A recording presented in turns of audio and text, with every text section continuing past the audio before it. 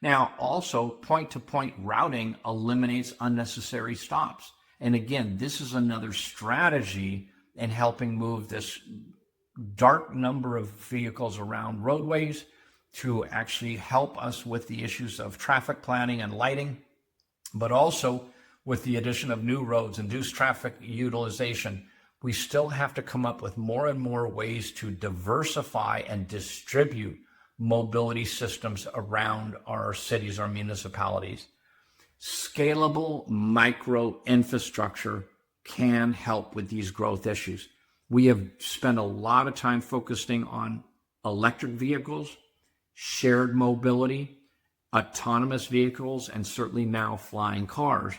But this layer of micro mobility to the personal rapid transit infrastructure creates a new and incredibly dynamic way for areas to be gentrified.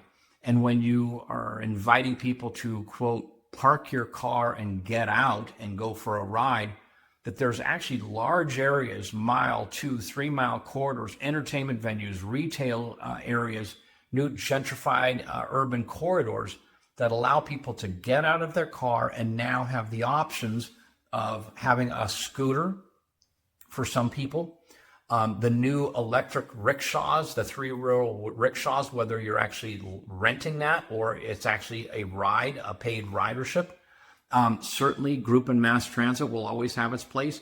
And then this new layer of personal rapid transit, these layers that operate not fixed guideways that will actually take up more land mass and more disruption in construction, but really personal rapid transit micro-mobility solutions. So again, these are scalable micro-infrastructure ways of integrating this into not only future planning, but also have the ability to do some of that retrofitting. And then finally, the lower the footprint of these systems preserve ground level land use. Now, we'll give you one example in particular. There's an urban corridor that's being gentrified. It's about 2 kilometers, 2 miles long, and it's a public throughway, and they're going to redo this whole roadway and create this urban walking community.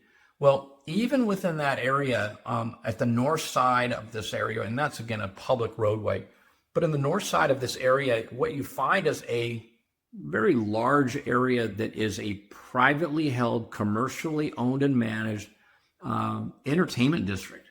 It used to have a 1.3 million square foot shopping mall that has now been carved down to 600,000 square feet. And all of that returned land use is being for hotels, student housing, entertainment district, and then open green space. So how do you move people around that? Now, you can still use your scooters, but some of us are either too old or more fragile that can't use micro scooters. If you have all of this ability and all of this different area utilization, now we start talking about the layers. And again, a personal rapid transit micro mobility system, lightweight, flexible, and scalable, is something that can be inserted into this, created as an elevated circulator, and connect entertainment districts to college university campuses to sports stadiums are just a few examples. And then lastly, data-driven optimization enables real-time adaptation to all of these demands. Yes, AI has its place and will always have its place in our societies going forward. AI for some of these micromobility systems is actually going to allow systems to operate more smart, with greater efficiency, greater system health, greater optimization in rider experience.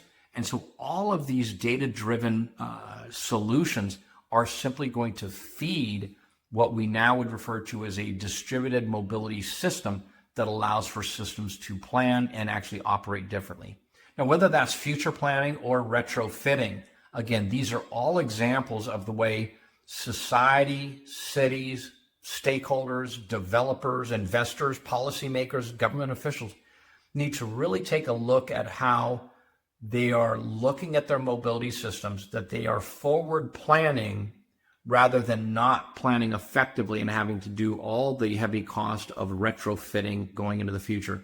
And we would certainly invite a shakeup in the thinking of that the future of mobility and particularly public transit agencies is not simply relegated to adding another lane, building another bridge, that they should be including private sector into the future of planning, fitting in the gaps that they historically or have not been able to, were not called to do, and going forward probably shouldn't. That it's a great public-private partnership around the future of mobility, redesigning the future of mobility for sustainable, scalable, resilient solutions that help urban mobility move forward. Again, my name is Andrew Cary. I'm co-founder, CEO of SNAAP Transportation. We invite you to join us. You can find us across all social media platforms. You can send an email to info@ridesnap, snap is always with 2ways.com. And again, we invite you to follow us, like us, share us, comment, and we want to see SNAAP Transportation become part of those future of planning for our urban centers worldwide.